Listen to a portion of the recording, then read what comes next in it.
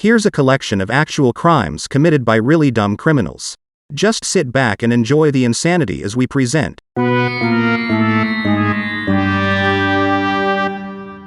Stupid crime stories you just won't believe.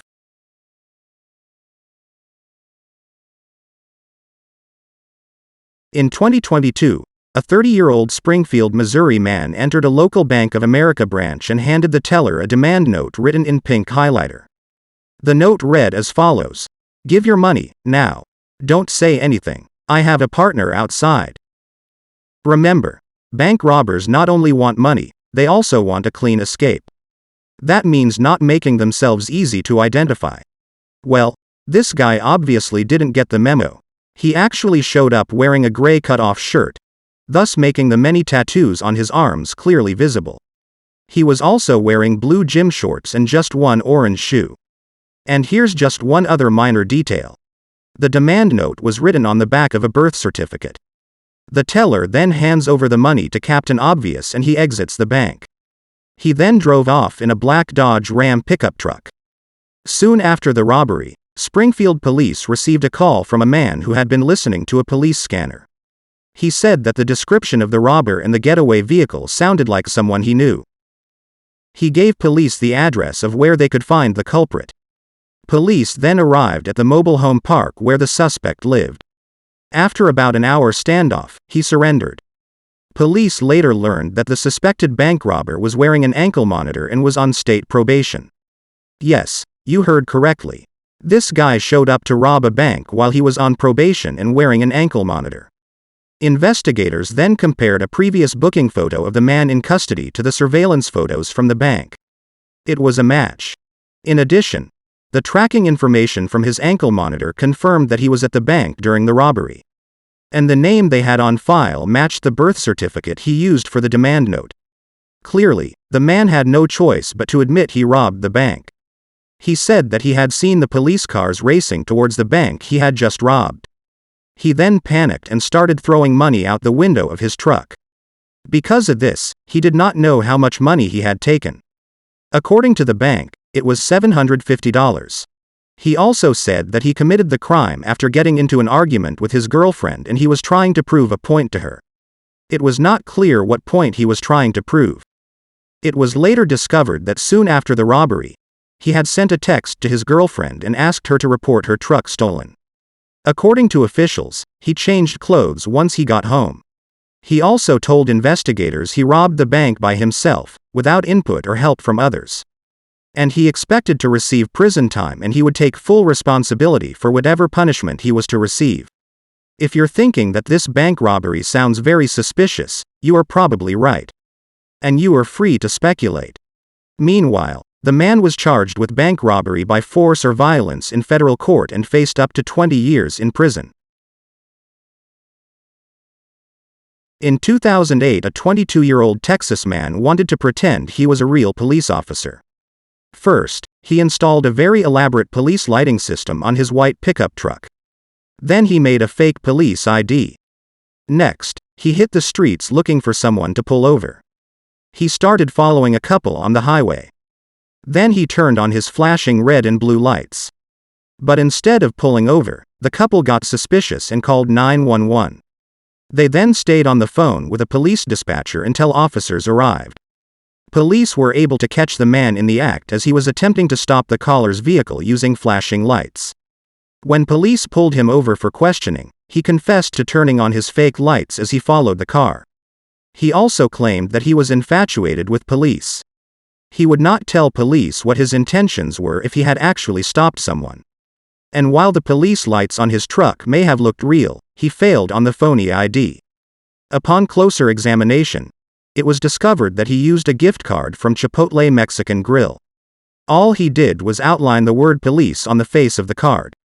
But it was a very poor job as he left the Chipotle logo visible. Looking at the image, you can clearly see the jalapeno pepper symbol surrounded by the words Chipotle Mexican Grill. Perhaps he thought the logo would look like an official government seal. Police said that they didn't believe anyone would have been fooled by the crude-looking ID. Clearly, this seemed more like a bad joke than a serious attempt to create a fake badge. But officers were not amused.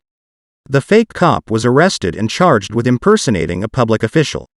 He was jailed with an immigration hold as police records indicated he was illegally in the country.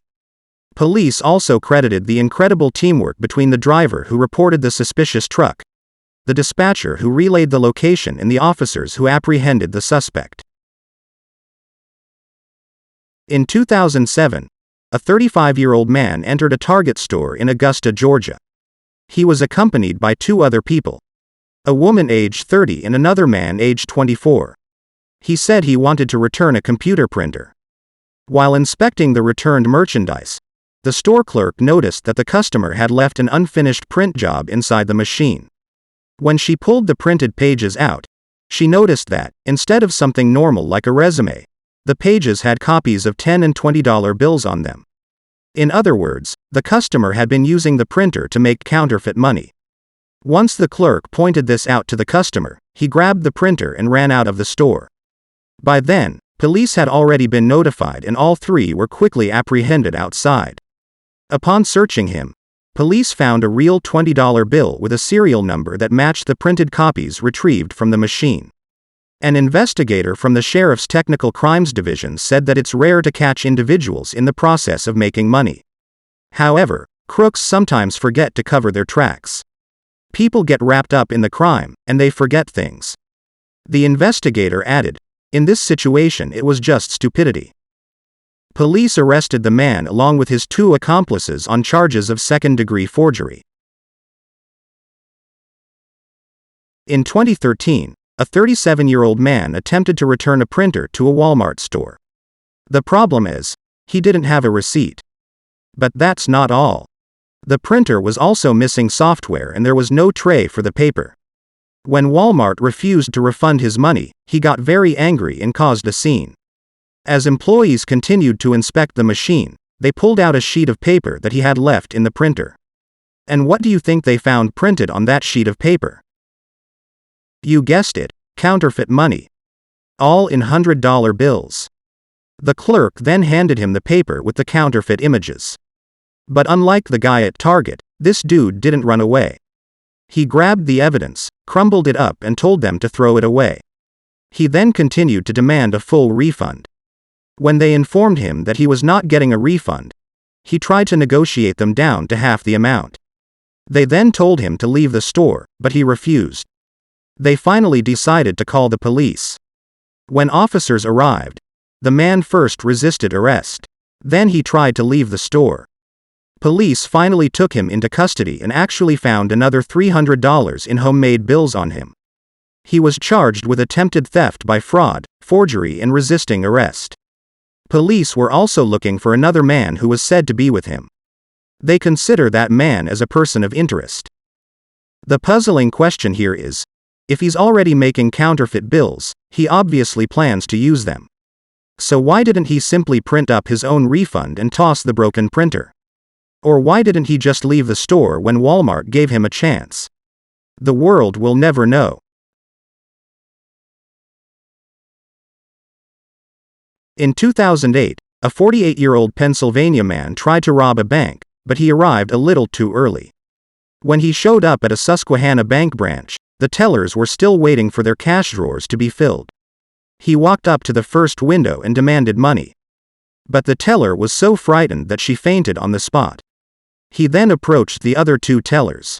But they showed him their empty cash drawers. The man wound up leaving empty-handed. But before he left, the frustrated robber threatened to file a complaint with bank management. Really? So this guy was going to complain to management because the bank wasn't ready for him to rob them?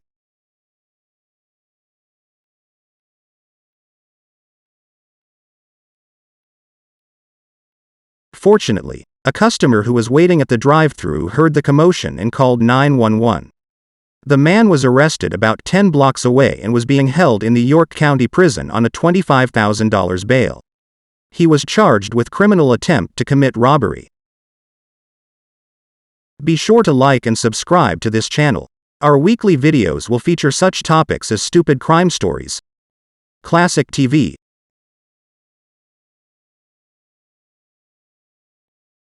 and the real stories behind popular songs from the past and present.